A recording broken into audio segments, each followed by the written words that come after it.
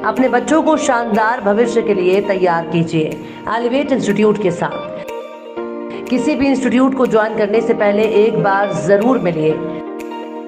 Elevate institute JEE, NEET और boards की संपूर्ण तैयारी के लिए विश्वसनीय नाम एलिवेट इंस्टीट्यूट, छोटा बाजार चौक, चंद्रपुर।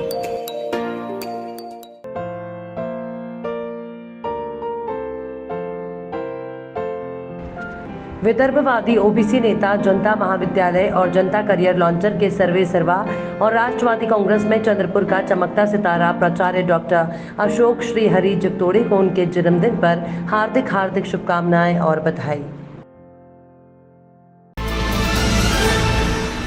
आप देख रहे हैं पार्थशर समाचार, सत्य परमो धर्म। महाराष्ट्र में राज्यसभा चुनाव में सत्तारूढ़ शिवसेना, एनसीपी और कांग्रेस के गठबंधन को बड़ा झटका लगा है।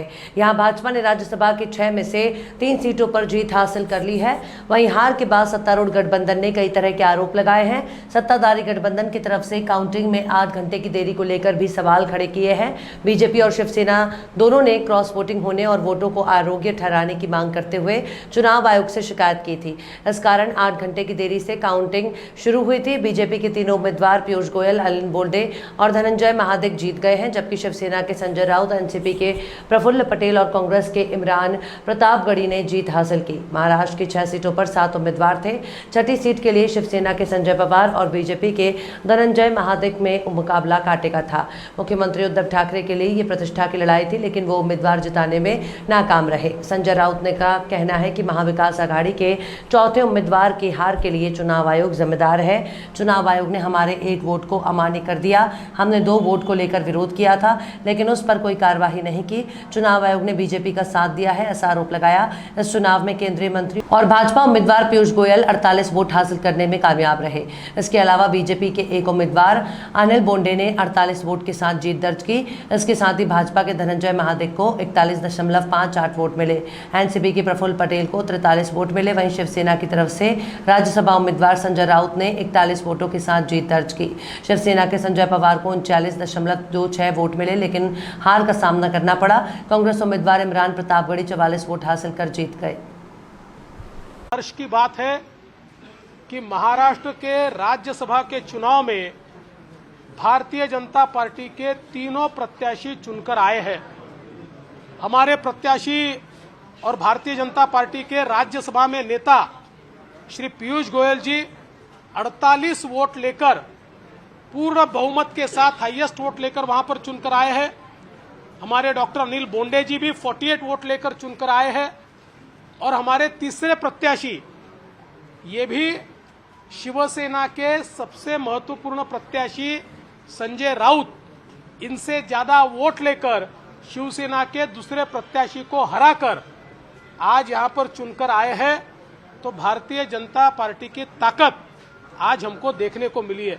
हम तीनों उम्मीदवार के बिहाफ पे मैं माननीय देवेंद्र फडणवीस जी, हमारे नेता पार्टी के, हमारे पूर्व मुख्यमंत्री और भावी मुख्यमंत्री, उनका, हमारे अध्यक्ष चंद्रकांत दादा पाटिल और जो पूरी टीम इस महत्वपूर्ण काम में लगी थी, उनका तहे दिल से तीनों उम्मीदवार की तरफ से धन्यवाद करना चाहूंगा।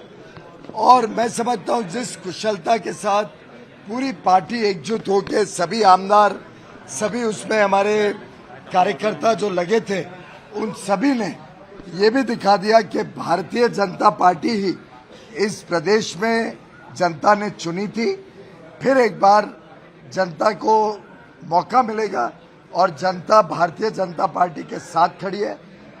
महाराष्ट्र में छल की राजनीति जो शिवसेना ने की, और जिस दिन मैं नामांकन भरने भी आया था, उस दिन भी मैंने यही बात रखी थी कि महाराष्ट्र की जनता दुखी है इस सरकार से। उन्होंने 2019 में भाजपा के प्रधानमंत्री नरेंद्र मोदी जी की लोकप्रियता पे वोट दिया था।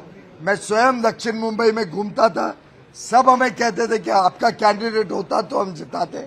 हमने कहा नहीं, शिवसेना हमारी मित्र पक्ष है, उसके आप उनको वोट दीजिए, उनको वोट देना यानी मोदी जी को वोट देना। इस छल के साथ वो लोग जीत के उन्होंने पार्टी के साथ संबंध तोड़ा। अब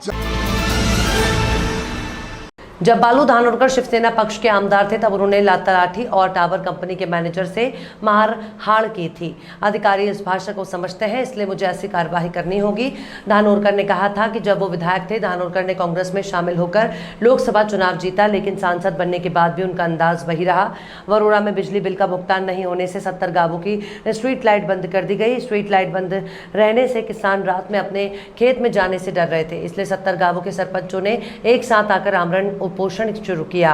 ग्रामीणों की मांगें पूरी नहीं होने पर सांसद धानोरकर सीधे अनशन टेंट में पहुंचे। स्ट्रीट लाइट बंद होने और अधिकारियों के व्यवहार से नाराज सांसद धानोरकर सीधे इंजीनियरों से मिलने पहुंचे। उसके बाद सांसदों ने ऊर्जा मंत्री राउत से फोन पर संपर्क किया और किसानों की समस्याओं के समाधान की चर्चा की।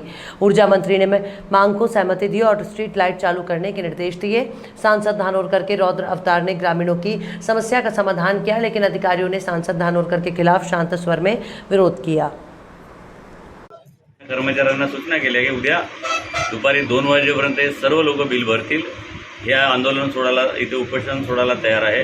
तुम्ही यांना जाऊ द्या, तुम्ही लिखित स्वरूपात द्या। ते ऐकायला तयार नव्हते आणि त्याच्यामुळे त्यांना विनंती केली। माननीय मंत्री नितीन राऊत यांच्याशी बोललो, त्यांच्या वरिष्ठ अधिकाऱ्यांशी बोललो आणि त्यांनी ती मागणी मान्य केली आणि त्यांनी लेखी स्वरूपात दिली आणि आमच्या सरपंच संघटनेने सुद्धा लेखी स्वरूपात त्यांना दिलं। उद्या 2 वाजेपर्यंत कोणत्याही परिस्थितीमध्ये आम्ही विजेचं बिल हे भरू। त्या माध्यमातून त्यांचा आजच्या आजच उद्या बिल जरी भरणार असेल, परंतु आमच्या शेतकऱ्यावरती, आमच्या ग्रामीण भागातील लोकांवरती विश्वास नाही का, हे अधिकाऱ्यांना समजून सांगायचं होतं आणि ते आपल्या भाषेत समजून सांगितलं की मला माझ्या शेतकऱ्यावरती विश्वास आहे, ते उद्या 2 वाजेपर्यंत भरेल। तुम्ही आताच्या आता बीज चालू करा। त्यांनी ते चालू केलेली आहे। अपने बच्चों को शानदार भविष्य के लिए तैयार कीजिए एलिवेट इंस्टीट्यूट के साथ। किसी भी इंस्टीट्यूट को ज्वाइन करने से पहले एक बार जरूर मिलिए। एलिवेट इंस्टीट्यूट जेई, नीट और बोर्ड्स की संपूर्ण तैयारी के लिए विश्वसनीय नाम एलिवेट इंस्टीट्यूट, छोटा बाजार चौक, चंद्रपुर।